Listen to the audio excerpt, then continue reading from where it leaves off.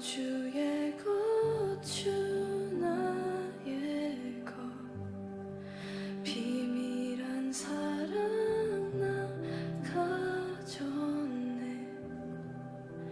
주의 눈을 보며 나 영원히 기쁨을 누리네. 오직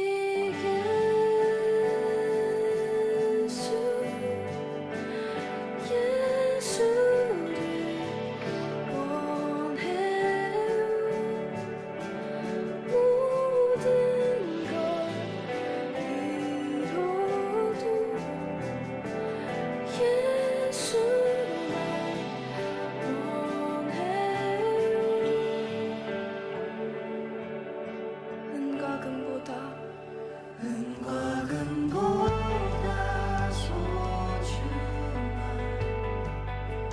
주는 내 유일한 보물.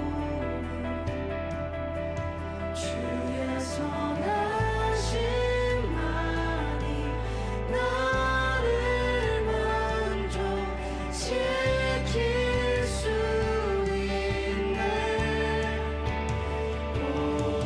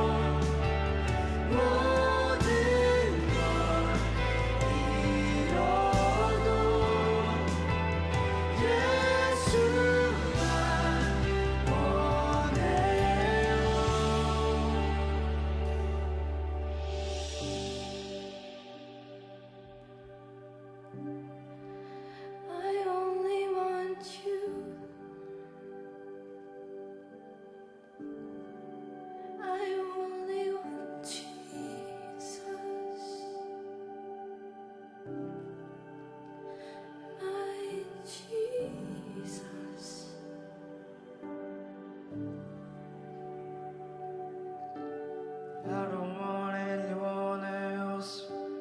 I don't need anything else. You are my one thing.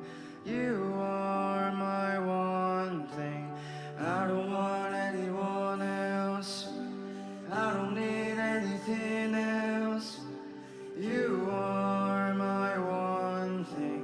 You are my one thing. 이 세상 그 누구도 무엇도 필요 없네. 예수를 원해. 예수만 원해.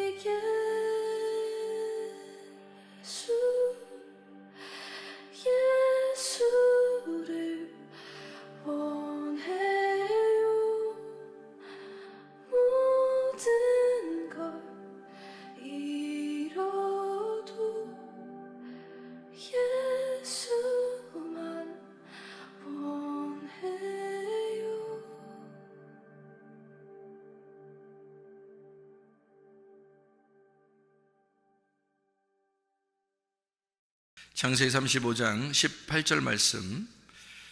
그가 죽게 되어 그의 혼이 떠나려 할 때에 아들의 이름을 베노니라 불렀으나 그의 아버지는 그를 베냐민이라 불렀더라. 아멘.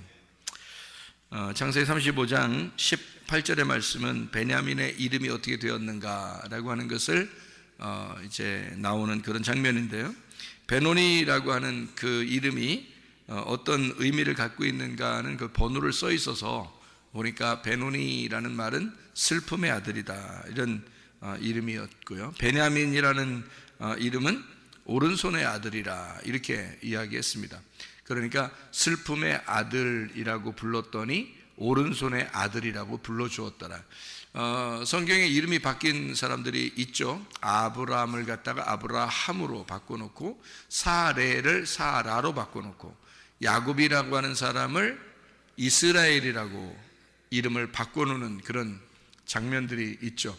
그 이삭을 이삭이라고, 그러니까 비웃는 이삭을 진짜 기쁨의 이삭으로, 웃음으로 바꿔놓는 그런 이야기를 우리가 볼 수 있는데요.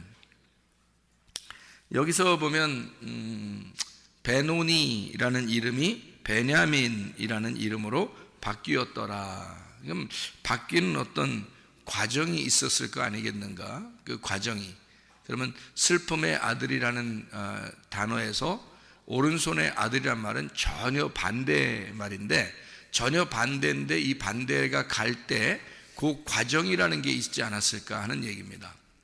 그 과정이. 그럼 그 과정이 어떤 과정일까? 슬픔의 아들이라고 하는 것이 있고 오른손의 아들이라는 게 있다면 완전 반대거든요. 그러면 슬픔의 아들, 오른손의 아들이 오른쪽에 있다면 슬픔의 아들은 그럼 어느 쪽에 있겠어요?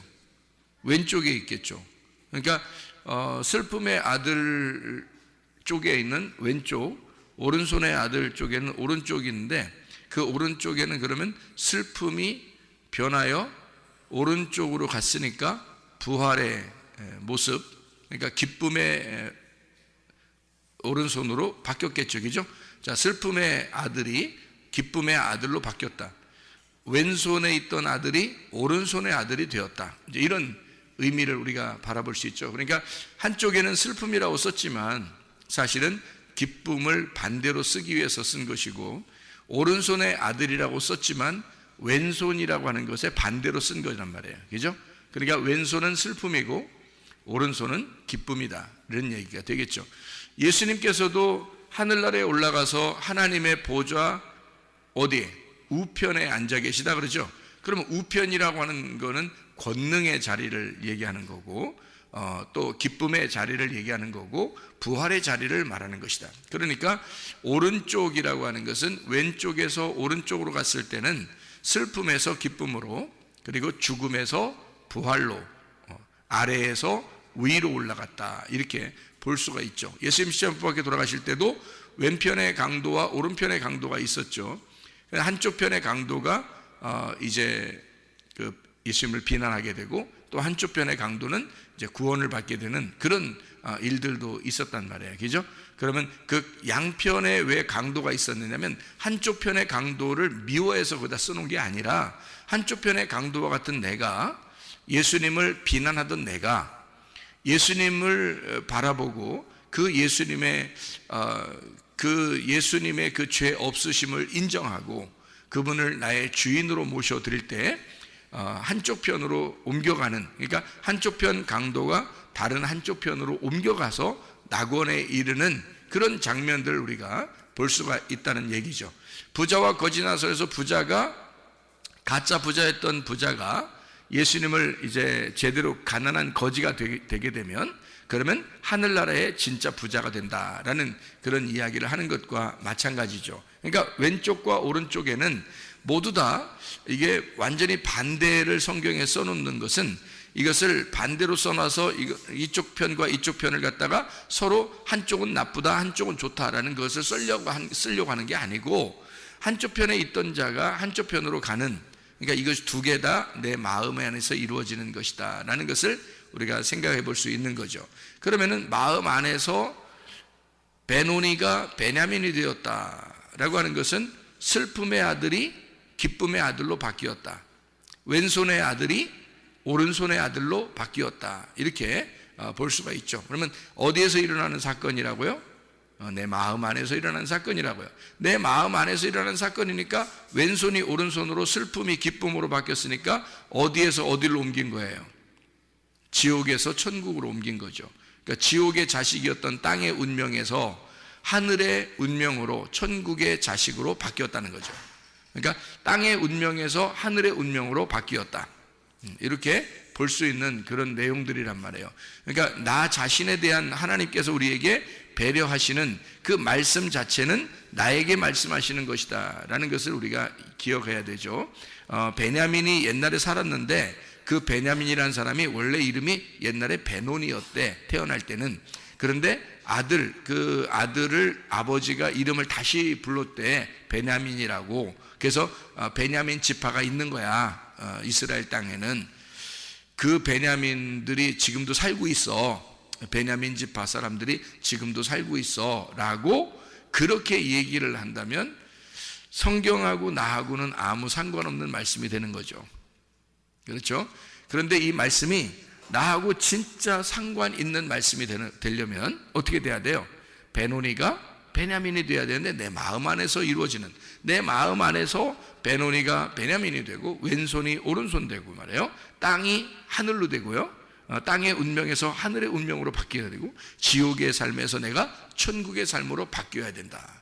이것이 하나님이 우리에게 요구하시는, 너 왼편에 있다가 오른편으로 간다는 그런 하나님의 그 의도하심, 우리에게 인도하시는 그 하나님의 의도를 우리가 마음을 깨닫게 되는 것이 성경이다. 그것을 우리가 알게 되면 하나님은 결론적으로 우리에게 어떤 걸 주시려고 하겠단 말이에요. 결론적으로는 베노니가 아니라 베냐민이라는 것이 결론인 거죠. 하나님이, 그죠? 하나님 우리에게 주시려고 하는 건 베노니가 아니에요. 베냐민이라고 하는 걸 주려고 했던 거죠, 우리한테. 그러니까 이런 결론이 성경에 나와 있다는 얘기는 결국 우리를 베노니로 죽는 게 아니고 너는 베냐민으로 살아야 돼 라는 것을 우리에게 말씀하시는 그런 내용이 되겠죠. 그러면 이 성경 자체가 베노니와 베냐민이라는 이름이 써 있을 때 이 두 개가 같이 써 있는데, 두 개는 결국엔 이 성경은 베노니 쪽이 아니라 베냐민 쪽에 있었던 거란 얘기죠. 왜냐하면 결론이 그렇게 나와 있는 거니까. 그럼 여러분과 저의 태어남이 중요한 거예요? 태어난 다음에 다시 태어나서 하늘의 삶을 사는 게 중요한 거예요? 다시 태어나는, 거듭나는 것이 필요한 것이다. 거듭난. 그러니까 예수님이 이제 그 바리새인들한테도 거듭나야 된다 이렇게 얘기하는 게, 물과 성령으로 너가 다시 태어나야 된다. 어떻게 뱃속에 들어갔다가 다시 태어나야 됩니까? 니고데모가 그렇게 물어보죠. 예수님이 네가 참 선생이면서도 그것도 모르냐, 이런 얘기. 이건 육체적인 얘기가 아니라 영적인 이야기야. 그런 이야기를, 하늘의 이야기를 갖다가 해주니까 니고데모가 뭐 알턱이 있나요? 잘 모르죠. 알턱이 없죠. 그래서 알턱이 없어서 그냥 땅의 생각을 하다 보니까 엄마 뱃속에 다시 들어갔다가 또 태어나야 됩니까? 라고 이런 생각만 하는 거죠. 그랬더니 예수님이 그런 말이 아니야, 물과 성령으로 다시 태어나야 돼 라는 말을 했으니까, 물과 성령으로 태어나는 말을 왜 그렇게 했을까요? 갑자기 뜬금없이 거듭난다고 하는 것은 물과 성령으로 태어나야 돼 라는 말을 왜 뜬금없이 했을까요? 그 뜬금없는 얘기 아니에요. 예수님이 거기 다 이어져서 얘기하는 건데 그게 뜬금없이 얘기하는 것처럼 들리는 거예요. 왜? 니고데모가 그 바리새인이고요, 그리고 관원이고요. 그러니까 이쪽 그러니까 율법적으로는 아주 성경을 많이 아는 사람이란 말이에요. 그런 율법적으로 많이 아는 사람에게 예수님이 뜬금포를 날렸다? 물과 성령으로 거듭나야 돼 라는 말을 그렇게 날렸다고 하는 것은 그 사람을 뭐랄까, 너 성경 뭐 이런 건 알아? 이러면서 이제 그렇게 말한 게 아니라, 너도 알 텐데, 내가 이렇게 말하는 거 보면 너도 알 텐데 하면서 얘기를 하는 거예요. 그게 그런 식으로 얘기하는 거지, 진짜 뭐 무시해가지고 너 이런 거나 알아? 너 거듭나는 게 뭔지나 알아? 뭐 이렇게 얘기하면서 얘기하는 내용이 아니라는 거죠. 왜냐하면 구약 성경에 진짜 구원, 하나님의 그 언약, 하나님의 그 약속이라고 하는 건 말이에요. 물과 성령으로 태어나는 것을 이야기하는 것이거든요. 그러니까 물과 성령으로 거듭나고 태어나야 된다는 것은 그냥 신약에 와서 예수님이 갑자기 거듭나려면 물과 성령으로 태어나야 돼라고 이야기하는 게 아니고, 구약 성경에도 물과 성령이라고 하는 것이 이미 존재하고 있었다는 얘기입니다. 그것으로 거듭나야 돼라는 말은 그 말씀을 너가 깨달아야 돼. 이 말씀을 깨닫지 못하면 이해를 못하는 거야. 이게 무슨 말인지를 이해를 못하는 거야. 그러니까 진리의 말씀으로 네가 거듭나야 돼라는 말은 너는 슬픔의 아들이야. 그런데 네가 오른손의 아들이 될 거야. 이렇게 바뀌는 거란 말이에요. 다시 말하면 구약에 있는 물과 성령이라고 하는 것이 사인이 계속 있었죠. 물과 성령이라는 것이 어떻게 사인이 있었어요? 여러분 성경에 보면 출애굽할 때요, 사람들이 출애굽할 때 그 기둥 2개가 있는데요. 기둥 2개가 2개가 아니라 하나인데 뭘로 인도했죠? 이스라엘 백성들을 구름 기둥과 불 기둥으로 인도했습니다. 그러면 하나는 구름 기둥이요, 하나는 불 기둥이란 말이에요. 그럼 이것이 2개가 번갈아 가면서 나타나 가지고 막 인도한 거예요? 아니면 원래 하나인 거예요? 원래 하나인 거예요.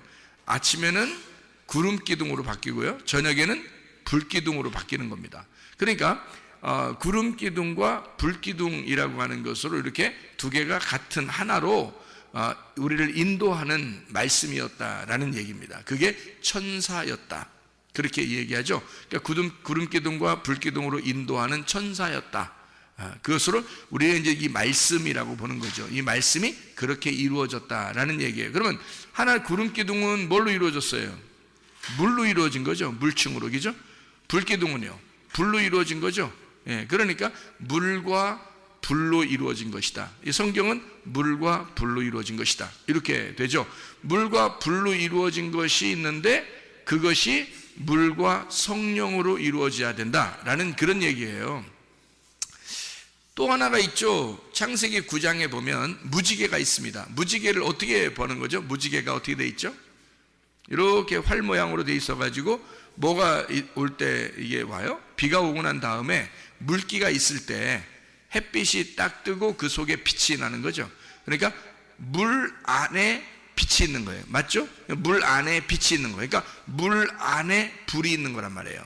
물 안에 불이. 그러니까 물과 성령으로 거듭난다, 이 말이 원래 구약에 있는 그 내용들은 그렇게 표현이 되어 있었어요. 그러니까 하나님의 말씀들은 이미 그 언약이 그렇게 속에 되어 있었는데 그거를 이제 이 니고데모라는 사람이 아무리 율법사라도 그런 속의 내용을 집어넣고 있었는지를 내용을 몰랐던 거죠.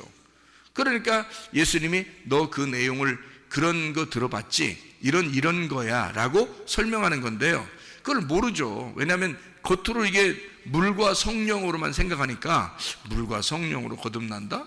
이게 뭐지? 이렇게 생각하니까 그런 거지, 사실은 그게 구약 성경에서 다 있었던 그런 내용들이란 말이에요. 그러니까 물 안에 불이 있는, 그죠? 물 안에 불이 있는 이것이 다 존재하고 있었던 거죠. 그래서 생각해 보세요. 창세기 1장에서도요 흑암이 있었고 하나님의 그 신은 그 물 위에 이렇게 존재하고 있었다라고 돼 있죠. 그러니까 물과 불이란 말이에요. 그러니까 그 불이 이쪽 땅으로 이렇게 침투해 들어오는데 그것을 뭐라고 표현했냐면 빛이 들어왔다, 이렇게 말하는 거예요. 그래서 이쪽 어둠에 빛이 들어왔다. 뭘 뚫고요? 물층을 뚫고 들어왔다는 거죠. 그러니까 물과 불이라고 하는 물과 빛, 이것을 설명해 놓는 그런 얘기들이거든요. 그러니까 거듭난다고 하는 것은 물과 성령으로 거듭나야 된다라는 말이 같은 내용들이었는데 율법을 아는 사람들은 그 말씀이 무슨 말인지 잘 이해가 안 될 수가 있죠. 그러니까 그러나 이건 원리적으로 딱 정해져 있는 것이니까 예수님은 아는데 니고데모는 모르고 있더라, 이런 얘기가 되겠습니다. 자, 무슨 말인지 알죠? 자, 그러면은 우리 성경을 생각해 보세요. 노아 시대에 뭘로 심판하죠? 물로서 심판합니다. 그러면 물로서 심판하는 노아 시대에 마지막에는 뭘로 심판한다 그래요? 불로서 심판한다 그래요. 그러면 그 불로서 심판한다는 것은 싹 다 태워가지고 그냥 뭐 작살내겠다는 의미예요? 아니면은 뭔가 하나님께서 우리를 사랑하는 그 마음이 속에 들어있는 거예요? 그냥 무작정 그냥 하나님 사랑하는 마음이 일단 들어있다고 일단 얘기를 해야 되겠죠? 왜냐하면 물로서 심판하시는 하나님이 불로서 심판하신다 그러면 무섭지, 더 잔인하지. 생각을 해보세요. 물로 죽이는 게 더 잔인해요? 불로 태우는 게 더 잔인해요? 불로 태우는 게 더 잔인하죠. 그런데 우리는 그 안에 물로서 심판하신다는 그 내용에서도 거기에 뭐가 준비되어 있었어요? 방주가 준비되어 있었다고요. 방주가 준비되어 있으니까 그 물이 전혀 한 방울도 물이 그 안에 들어가지 못했습니다. 그는 하나님이 미리 방주를 비가 오기 전에 미리 준비를 다 해놓고 시작을 하는 거란 말이에요. 그렇죠? 그러면 불로서 심판한다는 얘기도 뭔가 하나님의 내용이 있겠죠. 그럼 물로 심판하는 것도 물청소, 불로 심판하는 것도 불청소야. 그러면 이게 어떻게 돼? 다 뭐가 청소라는 건 뭐 하는 거예요? 정결하게 하는 거란 말이에요. 그러니까 정결하게 우리를 깨끗하게 만들기 위해서 하는 작업들이라고요. 처음에는 물로 한 것이고 그 다음에는 불로 하는 거예요. 그래서 이게 순서가 정해진 내용이라고요. 이게 그러니까 이것 하나의 언약이라고요. 하나님의 말씀, 하나님의 언약. 그래서 물과 성령으로 거듭난다는 말은 성경에 나와 있는 이 두 가지가 합해서 진리의 말씀이다. 요거를 네가 깨닫느냐라는 말이에요. 그러니까 요 두 가지가 하나인데 요것을 하나는 심판을 가리키고 하나는 주님의 사랑을 가리킨다. 그러면 심판은 어떤 심판의 목적을 가지고 있는 거다? 아니면 구원의 목적을 가지고 있는 거다? 구원의 목적을 가지고 너를 청소하려고 하는 것이다 이 말이에요. 그게 심판이라고 하는 겁니다. 그러니까 물로서 오든 불로서 오든 결국 나에게 있어서는 하나님의 정결하심을 위하여 나를 깨끗하게 만드는 하나님의 심판이었다는 거죠. 그러면 그 심판 자체가 구원이 올 수 있다는 얘기예요. 이것이 하나님의 말씀이라고 하는 것을 깨닫기만 하면은 말입니다. 그러나 이걸 깨닫지 못하면 실제로 자기가 너무 교만해지고 하나님처럼 돼서 자기가 진짜 불심판으로 끝나버리면 이것은 영원히 기회가 없어지는 거죠. 그러나 이 전에 말씀을 우리가 깨닫고 하나님은 이렇게 목적을, 결과적인 그 결론의 목적을 하나님의 사랑, 하나님의 은혜, 하나님의 복음, 하나님의 구원으로 놓고 우리를 심판하시는 것은 우리를 깨끗하게 하심이다.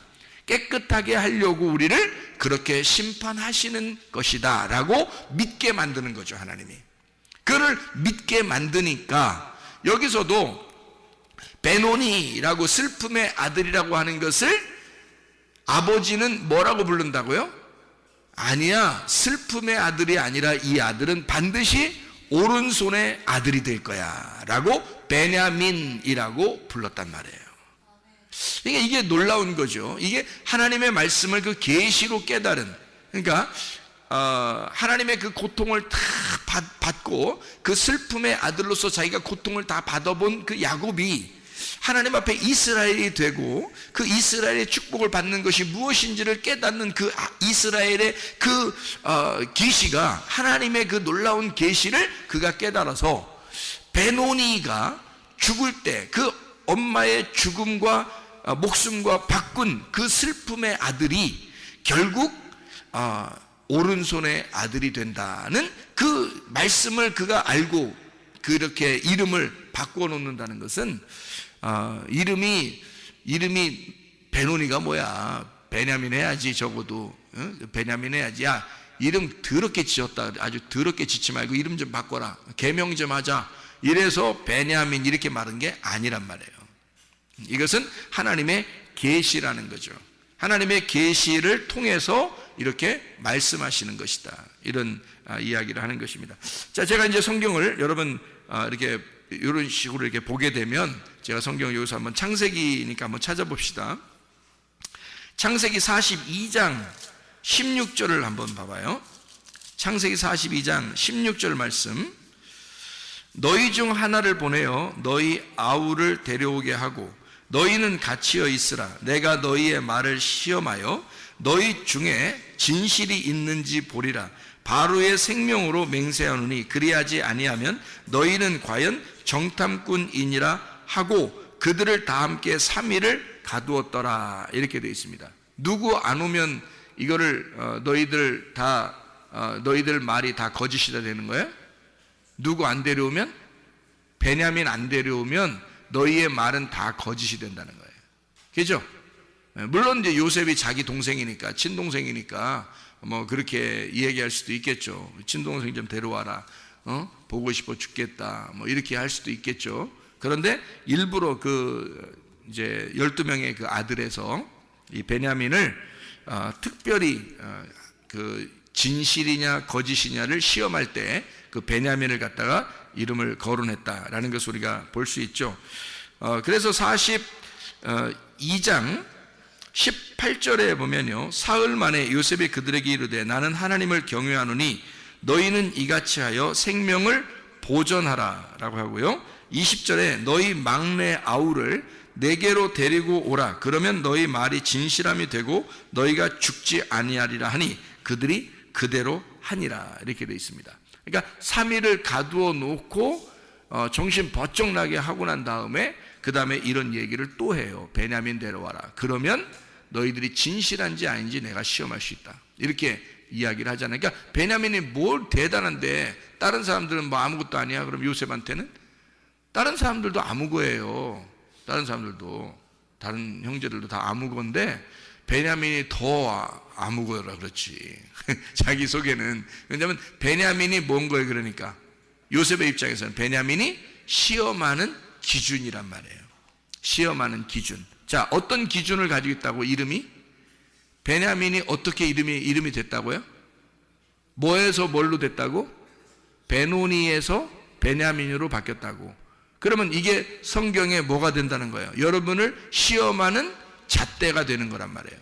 여러분이 말씀을 어떻게 알고 있느냐에 대한 잣대가 되는데 그게 베냐민이라는 겁니다. 베노니에서 베냐민으로 바뀐, 그러니까 슬픔의 아들이 오른손의 아들이 되는 요 말씀이 기준이 된다 그 말이에요. 너를 시험하는 기준이 된다. 네가 진리를 알고 있느냐, 말씀을 깨달았느냐에 대한 진리의 기준, 그 잣대가 되는 것이다. 이게 베냐민. 그러니까 베냐민 꼭 데려오라는 거죠. 베냐민 데려오면 이게 진리의 말씀인 거고, 베냐민 안 데려오면 너는 거짓말쟁이라 이거지. 말씀을 모르는 거라 이거지. 무슨 말인지 알겠죠? 자, 창세기 42장 36절입니다. 그들의 아버지 야곱이 그들에게 이르되 너희가 나에게 내 자식들을 잃게 하도다. 요셉도 없어졌고 시므온도 없어졌거늘 베냐민을 또 빼앗아 가고자 하니 이는 다 나를 해롭게 함이로다. 자, 뭐라는 거예요?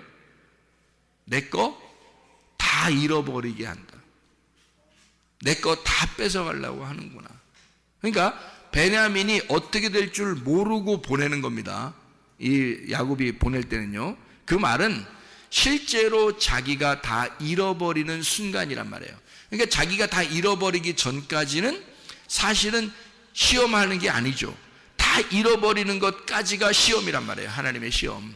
그러니까 베냐민이 오면은 야곱의 모든 걸 잃어버리는 거라고요. 사실은 형제들은요 베냐민하고 요셉을 별로 안 좋아했어요. 생각해 보세요. 배다른 동생이고요, 그죠? 배다른 동생이고 베냐민하고 요셉은 배다른 동생일 뿐만 아니라 별로 좋아하지 않았어요. 그래서 요셉 팔아먹고 그랬잖아요. 그리고 베냐민도 그러죠. 그러니까 똑같이 이 형제들 입장에서는 사실 베냐민이나 요셉이나 그렇게 중요한 인물들이 아니에요. 누구한테 가장 중요한 인물이겠어요? 베냐민이 야곱에게 가장 중요한 인물이에요. 그러니까 결국에는 누구를 다 이렇게 파괴시키려고 베냐민 오라고 하는 거예요. 야곱이라는 사람을 파괴시키려고 베냐민 오라고 한 거예요. 결국에는 야곱이라는 내가 모든 어떻게든지 내가 가지고 소유한 것들을 가지고 있는 것 그거 하나까지도 뺏어버리려고 하는 게 하나님의 마음이라는 거죠. 근데 그게 쉬우냐고. 여러분 같으면 그게 쉽냐고요. 어렵죠. 자기가 남아있는 그 하나 이거 지키고 싶지 않겠어요? 요셉하고 베냐민의 두 아들이 굉장히 사랑하는 라헬을 통해서 나왔는데 자기가 처음부터 라헬 하나 부인 얻으려고 한 거잖아요. 근데 여차여차 꼬여가지고 부인이 4명씩이나 됐잖아요. 그래가지고 야곱이 그 4명이 있다고 행복하다 그런 게 아니라 4명이 있어서 더 불편하고 힘들었잖아요. 오늘 라헬 한 명만 데리고 있었으면 뭐 요셉하고 베냐민 둘만 낳고 재밌게 살았을 수도 있죠. 그죠? 자기가 원하는 결혼을 했으니까. 그런데 원하지 않게 3명의 부인을 더 얻은 거예요. 야곱이. 힘들죠. 한 명도 힘든데 4명이면 얼마나 더 힘들겠어요. 그렇게 힘들게 살아가는 야곱. 이 야곱에게서 요셉하고 베냐민이 너무 사랑스러운데 그걸 뺏어가는 거예요. 요셉은 죽었다고 됐죠. 그죠? 팔아 넘겼는데 죽었다고 얘기했잖아요. 그 아들들이. 그러니까 죽은 줄 알죠. 베냐민 하나 또 뺏겨가면 이제 이건 죽으나 사나 이거 살든지 죽든지 뜻대로 하시옵소서 이제 이 노래 또 부르게 되는 거예요. 그러니까 베냐민 보내면서 그 말한 거예요. 살든지 죽든지 뜻대로 하소서. 눈물 이렇게 흘리고 그러는 거지. 그러니까 결국에는 누구의 마음을 찢어 놓으려고 한 거예요? 베냐민의 아버지의 마음을 찢어 놓으려고. 그 누구예요? 그게 베냐민의 이름을 지어준 게 누구예요? 아버지잖아요. 그 아버지의 마음을 찢어 놓는 거예요. 그러니까 야곱이라는 그 아버지의 마음을 찢고 베냐민을 갖다가 보내는 그런 이제 야곱의 그 슬픔을 이 슬픔의 아들이 결국 베냐민을 통해서 자기들이 가지고 있었던 그 진리의 말씀이 사실인 것이 확증이 되고 베냐민을 사랑하고 있다는 것이 확증돼서 나중에 이 베냐민을 통해서 사실 오른손의 아들이 되었다는 그 이야기를 우리가 알 수 있죠. 야곱이라는 사람이 이제 진짜 요셉도 만나고요. 요셉도 만나고 뭐 부활하신 예수님이죠. 요셉이 감옥에 잡혀 있다가 꿈을 해석해주고 그리고 바로의 이제 오른팔이 됐으니까 오른손의 아들이 된 거죠.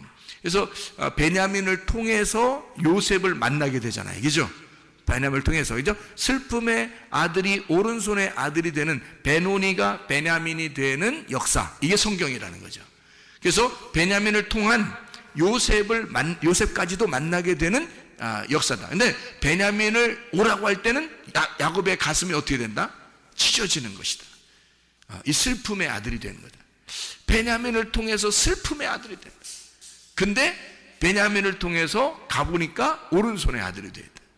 권능으로 요셉이 앉아있더라는 거죠. 이런 것을 성경에서 깨닫게 되었더라 이 말입니다. 창세기 43장 14절요. 43장 14절 말씀.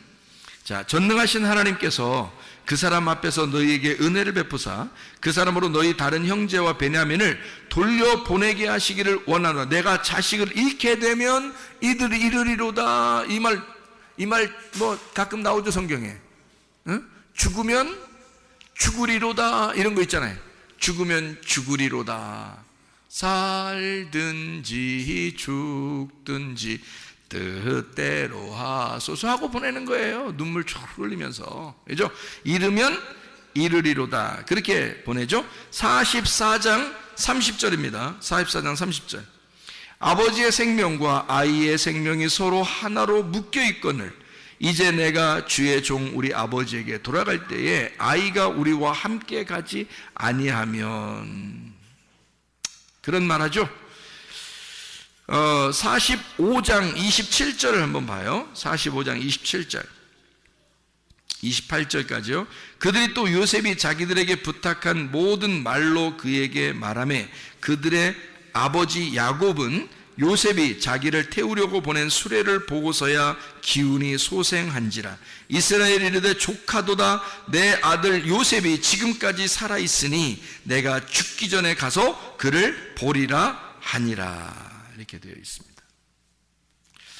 자, 베냐민의 이름이 어떻게 이루어졌냐면 베노니에서 베냐민으로 바뀌었습니다.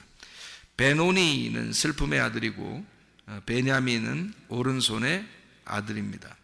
베냐민 지파에 대한 여러분이 좀 성경을 보게 되면요, 창세기 49장에 보면 이제 이스라엘이, 그러니까 야곱이라는 이스라엘이 축복하는 장면이 나와요. 창세기 49장이에요. 여러분 창세기 49장, 창세기를 쭉 본 거니까 창세기 49장을 한번 봐봐요. 어떻게 보이나. 자, 49장 2절에 보니까 이렇게 되어 있어요. 너희는 모여들어라 야곱의 아들들아, 너희 아버지 이스라엘에게 들을지어다 라고 하고 축복을 시작합니다. 그죠? 그러고 난 다음에 누굴 먼저 축복해요? 3절에 누굴 먼저 축복하죠? 르우벤을 축복합니다. 르우벤아, 너는 내 장자요 내 능력이요 내 기력의 시작이라. 위풍이 월등하고 권능이 탁월하다마는, 자, 하다마는 이제 그러나 이러면 이제 뒤에 말이 좋은 말이 안 나와요. 그러면 그러나 그러면 안 좋은 말이 나오는데, 탁월하다마는 물의 끓음 같았은즉, 너는 물의 끓음 같았다는 말은 이게 나댔다 그 말이죠, 그죠? 너 좀 나댄다 이 말이에요. 자, 물의 끓음 같았은즉 너는 탁월하지 못하리니 네가 아버지의 침상에 올라 더럽혔음이로다. 그가 내 침상에 올랐어. 야, 진짜 여러분, 이거 아버지가 마지막 죽기 전에 자기 아들한테 할 말입니까? 아니, 그 전에 얘기하고 끝내야지. 뒤끝이 얼마나 심합니까 이게. 이건 지금 마지막, 지금 성경책에 쓰는 창세기를 마무리하면서 마지막으로 지금 쓰는 내용이에요. 성경을 창세기를 마무리하면서 야곱이, 그러니까 이스라엘의 조상이죠.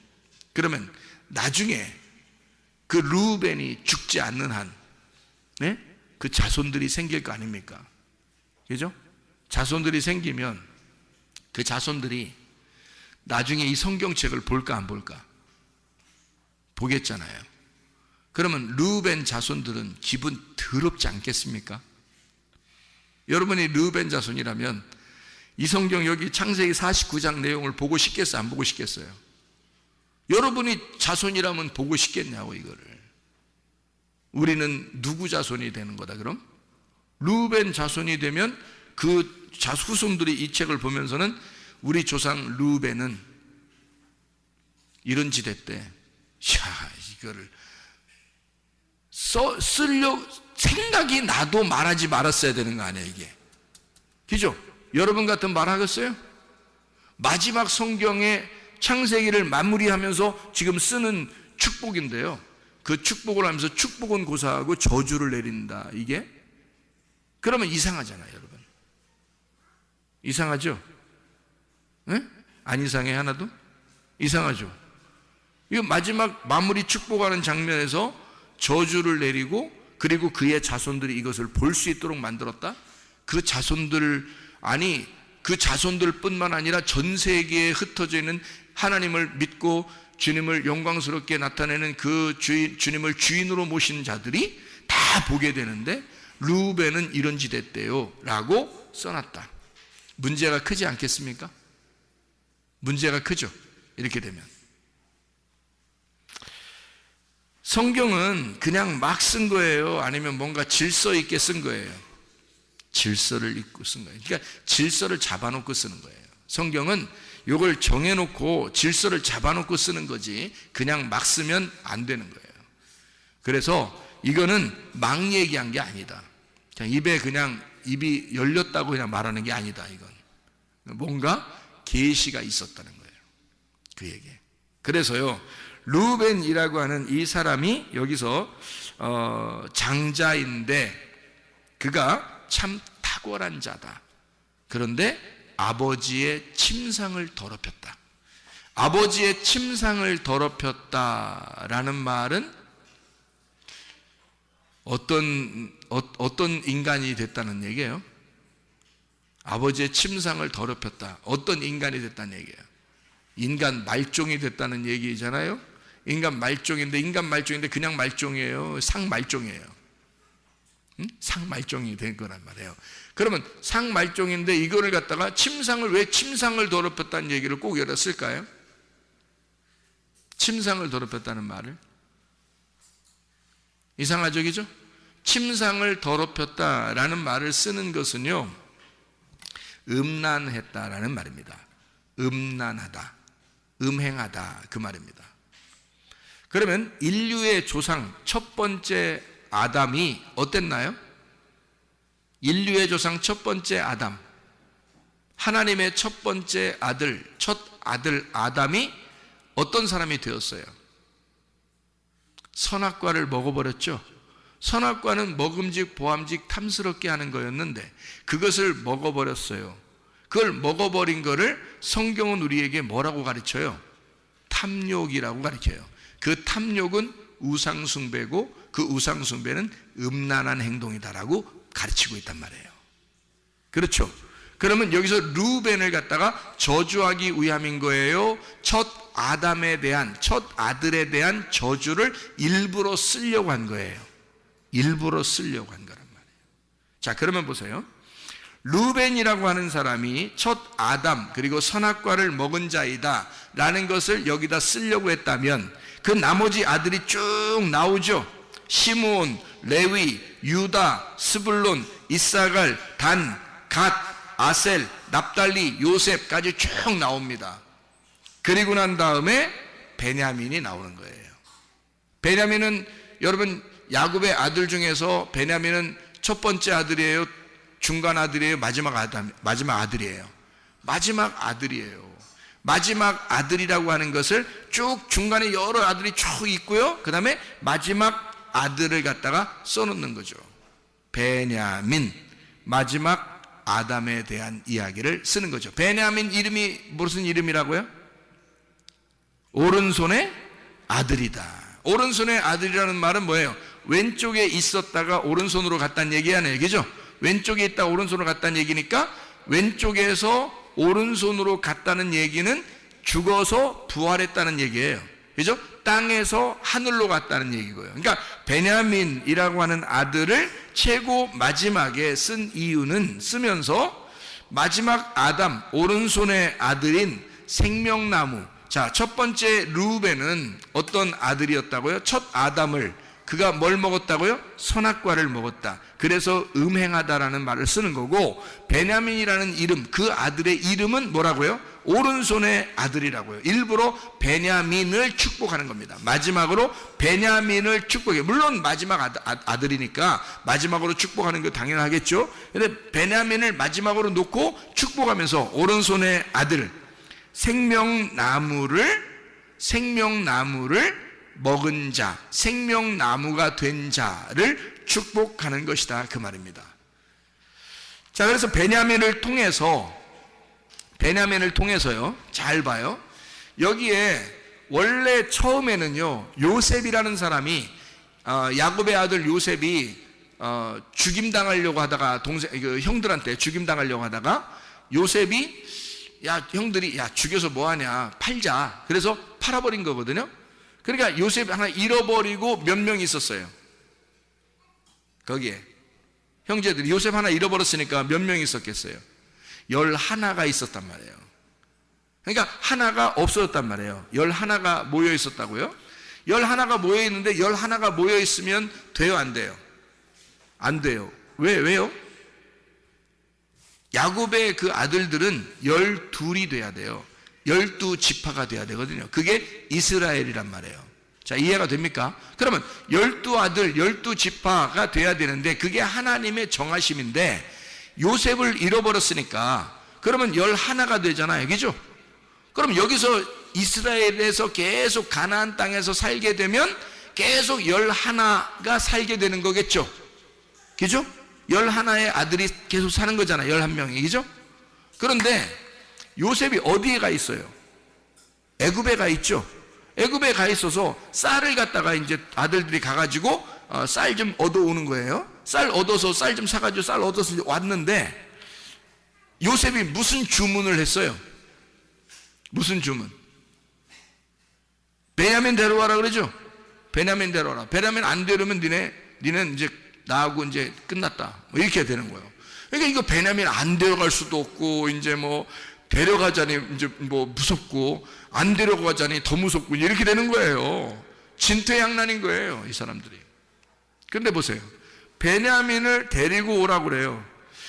배 데리고 와가지고 뭐 여차여차해서 베냐민 갖다가 막 이렇게 베냐민을 갖다가 잡아놓는다고 그러고 막 이래요. 그러니까 거기서 참 놀랍죠. 유다라는 사람이 있어요. 유다가. 그러니까 유다 자손으로 예수님이 나오셨다고 그러잖아요, 성경에. 그죠? 그러니까 유다라는 사람이 참 놀라운 정말 그 가슴으로 아버지의 마음을 이야기해주는 그 유다 때문에 요셉이 눈물을 흘립니다. 거기서 마음을 다 열어버리는 거예요. 그 전까지는 사실은 마음을 열지 않았어요. 그런데 유다가 막 아버지의 마음을 그대로 전달하는 거예요. 그래서 유다가 뭐라고 그러냐면, 이 베냐민하고요, 이 동생하고 아버지하고는 하나로 연결되어 있어요. 요셉한테 하는 얘기예요. 요셉이 이제 그 바로의 그 왕궁의 그 국무총리니까 뭐 어떻게 대화를 할 수 있는 상태가 아니거든요. 근데 유다가 용기를 내서 이제 얘기를 하는 거거든요. 얘기를 뭐라고 하냐면, 우리 아버지하고 이 베냐민하고는 둘이 생명이 연결되어 있다. 한 생명이다. 그러니까 여기 그 요셉을 하나 형 잃어버렸고, 그 다음에 동생 하나 남았는데, 이 아들하고 아버지하고는 생명이 연결되어 있어서 이 아들을 내가 데리고 가지 않는다면 우리 아버지가 슬피 울며 죽으려고 할 것이다. 그러면 내가 어떻게 그 모습을 보겠냐, 아들로서. 유다가. 그래서 그 아버지의 그 마음을 유다가 정확하게 간파하고 그 아버지의 마음을 요셉에게 정확하게 전달합니다. 이 아버지하고 이 아들하고는요, 생명이 연결되어 있어요. 그래서 이 아들이 안 가면 우리 아버지가 죽을지도 몰라요. 그러니 당신, 내가 부탁합니다. 이 베냐민을 보내주시고 나를 잡아주세요. 야, 이거 뭐, 나를 여기다 잡아두시고 베냐민을 아버지에게 돌려보내 주시기 바랍니다. 그러니까 왜냐하면 자기 입장에서 볼 때는 지금 요셉이 뭐 꼭 베냐민만 원하는 게 아니라 누구라도 잡아놓으면 되니까, 그렇죠? 누구라도 잡아놓으면 되니까 베냐민을 놓아주고 우리 아버지 죽으면 안 됩니다. 이러면서요, 그러니까 요셉 잃어버리고 얼마나 슬퍼하는 아버지인 것을 알았잖아요. 그러니까 이 베냐민까지 잃어버리면 큰일 난다는 거죠. 그러니까 유다가 나를 차라리 잡아주시고 이 베냐민 동생을 보내주십시오 라고 이야기를 한단 말이에요. 그때 요셉이 어떻게 하냐면 거기서 엉엉 울면서, 다른 두 아들 다 나가라고 그러고요, 거기서 엉엉 울면서 내가 동생 요셉이라고 거기서 밝히는 거예요. 야, 진짜 그 가족이요, 자, 12명의 그 아들이요, 여러분 보세요, 다 11명이 살고 있었습니다. 요셉 잃어버렸고 11명이 늘 11명이 살고 있었어요. 그런데 요셉이 베냐민을 데리고 와라, 베냐민을 데리고 오면 너네가 진리를 아는 것이고 진실한 것이며, 너네가 베냐민을 데리고 오지 않으면 너희들은 거짓말장이다 라고 그렇게 이야기하면서 베냐민을 데리고 오라고 그래요. 그 베냐민을 데리고 와서 결국 12명이 다 거기에 모이게 되는 것입니다. 베냐민이 아니었으면 12명이 모일 수가 없죠. 11명만 계속 모이고 있었는데 베냐민을 통해서 12명이 모이게 되는 거죠. 야, 그런 놀라운 역사가 베냐민을 통해서 이루어졌다는 거죠. 그러니까 이 베냐민이라고 하는 사람, 12지파를 완성하게 되는 베냐민이 없어서는 12지파가 완성되지 않는 거죠. 그래서 베냐민 지파 사람들이 하나님 앞에 참 귀하게 쓰임받는 사람들이 꽤나 있습니다. 어떤 사람들이 베냐민 지파인데 하나님 앞에 쓰임받냐면요, 가장 나는 작은 자입니다 라고 주장했던 사람이 있었어요. 그가 누구냐면 사울 왕이었습니다. 자기는 베냐민 지파 중에 가장 작은 자인데요 라고 할 때 하나님은 그 사람을 왕으로 세웠단 말이에요. 자기를 작은 자라고 여길 때 하나님은 왕으로 그를 세운다. 그 사울 왕의 이름을 그대로 본따서 신약에 사울이라고 하는 스데반을 죽인 사람이 있었어요. 그 사람이 하나님께서 만나주시는 거예요. 주님이 그 사울을 만나주시는 거예요. 그 사람이 베냐민 족속이에요. 바울이요. 하나님이 하나님께 쓰임받는 사람, 하나님이 쓰시려고 하는 사람들은 큰 자들이 아닙니다. 자기를 작게 여기는 자들. 나는 죄인 중에 괴수요. 바울이죠, 그죠? 그 사람 베냐민 지파 사람이에요. 베냐민 지파는 막내예요. 지파들 중에서 막내라고요. 근데 그 막내인 베냐민 지파를 통해서 전 세계가 복음화가 되는 놀라운 역사가 일어나게 됐다. 그게 바울이었다. 하나님은 바울이 큰 자였기 때문에 쓰는 게 아니라 하나님은 그가 가장 작은 지파인 내가, 베냐민 지파인 내가, 하나님 앞에 가장 작은 자인 내가 하나님 무엇을 할 수 있겠습니까? 라고 주님께 고백하게 될 때 주님은 그 사람을 들어서 오른손의 아들로 만들어 주신다는 겁니다. 하나님의 그 놀라운 역사죠. 이렇게 베냐민은 막내지만 이 베냐민을 통해서 마지막 아담을 완성하고 12지파의 모든 지파를 완성하고 그리고 이 모든 오른손의 왼쪽에서 드디어 오른쪽으로 가게 되는 놀라운 역사를 이 아버지가 그가 태어날 때 대논이었어요. 분명히 슬픔이었습니다. 자기가 가장 아끼고 사랑하는 아내가 잃어버렸어요. 그 순간, 그러니까 이 아들을 얻을 때 자기의 아내가 죽은 거거든요. 그렇게 슬픔이 있는 아들, 이 아들을 아버지는 오른손의 아들이라고 그렇게 불렀단 말이에요. 너는 슬픔의 아들이 아니라 마치 이제 오른손의 아들이 될 것이다. 드디어 너는 오른손의 아들로서 너는 살게 될 것이다. 실제로 그 베냐민을 통한 그 베냐민 지파를 통해서 이스라엘의 첫 번째 왕이 나오고요, 베냐민 지파를 통해서 전 세계의 복음, 신약의 그 복음화가 열려지는 바울이 나타나게 되는 놀라운 하나님의 역사를 우리는 보게 되죠. 베냐민 지파, 이 베냐민이라는 사람을 통해서 오른손의 아들을 통해 모든 지파가 하나가 되고 서로 합력해서 선을 이루는 하나가 되는 그런 놀라운 완성을 우리는 보게 되는 것입니다. 여러분, 우리는 다 부족한 자들이에요. 우리는 특별히 이방인들이고요, 그런 12지파에도 속하지 못하는 그런 아주 연약한 자들이에요. 그러나 마태복음 25장에는 이렇게 말씀하고 있습니다. 너희가 지극히 작은 자에게 한 것이 곧 나에게 한 것이다, 이렇게 말씀하고 있습니다. 다시 말하면 여러분과 제가 작은 자라고 여길 때 주님은 나와 함께 하시고 있다는 겁니다. 내가 작은 자라고 여기는 그 사람에게 주님은 함께 하고 있다. 그래서 작은 자에게, 지극히 작은 자에게 한 것이 곧 나에게 한 것이다. 네가 그러면 지극히 작은 자가 된다면 주님은 나와 함께 할 것이다. 그러면 나와 함께 하시는 그 주님, 그 임마누엘의 그 주님은 내가 작은 자라고 고백할 때, 내가 겸손하게 주님 앞에 머리 숙이고 무릎 꿇을 때 하나님 우리와 함께 하신다. 주님은 여러분과 함께 하시기를 원하십니다. 여러분 지금 슬픔의 아들인지 모르죠. 그러나 하나님 반드시 여러분을 오른손의 아들로 삼아 주실 것입니다.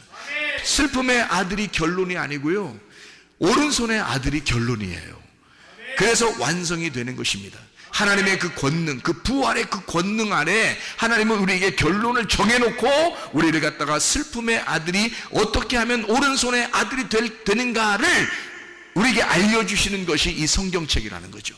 하나님의 말씀을 통해서 우리가 우리 자신들의 그 여건이, 환경이 그렇게 슬픔뿐일 수밖에 없는, 괴롭고 슬프고 어려움 가운데 있는 우리들일지라도 가장 작은 자인 나를 오른손의 아들로 삼아주시는 우리 하나님, 그래서 나를 급기야 하나님의 사람으로 쓰시는 하나님, 그런 여러분과 제가 되어서 주님과 동행하다가 주님 만나시기를 바랍니다. 우리 한번 기도하겠습니다. 기도할 때 하나님, 나는 어렵습니다. 힘듭니다. 부족합니다. 연약합니다. 이렇게 두렵습니다. 무섭습니다. 하나님, 초조합니다. 조급합니다. 하나님, 내가 이렇게 병이 들고 어렵습니다. 내가 이런 문제가 있고 어렵습니다. 나는 이렇게 살아갈 수밖에 없는 줄 알고, 이렇게 슬픔의 아들로 태어난 줄 알고, 그렇게 이 땅의 운명으로 살아가야 되는 줄 알고, 그렇게 연약하게 태어났으니 그렇게 살아가야 되는 줄 알고 그렇게 살아가고 있는 나이입니다. 그러나 우리 하나님, 나를 오른손에 아들로 만들어주시는 하나님, 나를 붙들어 주셔서, 권능의 오른손으로 붙들어 주셔서 나를 치료하시고 회복시키시고 하나님의 사람으로 사용해 주시옵소서. 우리 한번 기도합니다. 주여, 우리 하나님 아버지, 사랑과 은혜를 감사를 드립니다. 아버지 하나님, 우리는 슬픔의 아들로 태어나 오른손의 아들이 되기까지 하나님 그 과정을 살아가고 있는 사람들입니다. 하나님 아버지, 우리를 붙들어 주시사 하나님의 권능의 자리를 우리를 앉혀 주시옵고, 하나님 주님과 동행하다 주님 만날 수 있도록 우리 하나님 인도해 주시옵소서.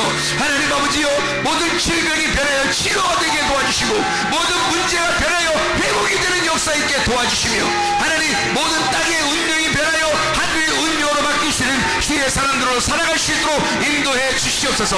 베노니가 변하여 베냐민이 되게 도와 주시옵소서. 주님의 결론을 알고 그 믿음의 결론, 영혼의 구원을 받는 주의 사람들로 거듭나게 하옵소서.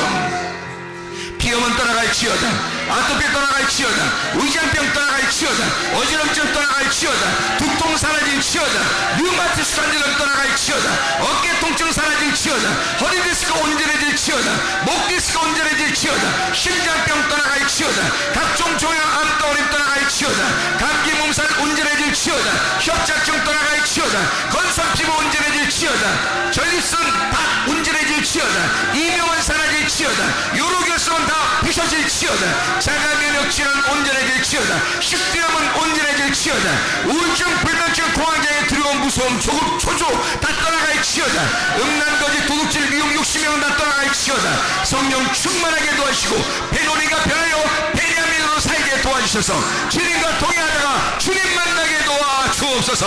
예수 그리스도 존귀하신 이름 받들어 기도 올리옵나이다. 아멘.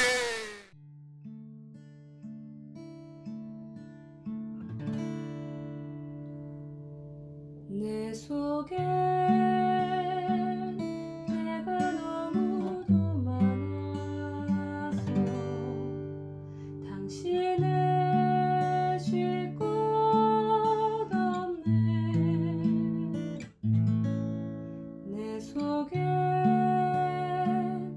헛된 바램들로 당신을 변할 곳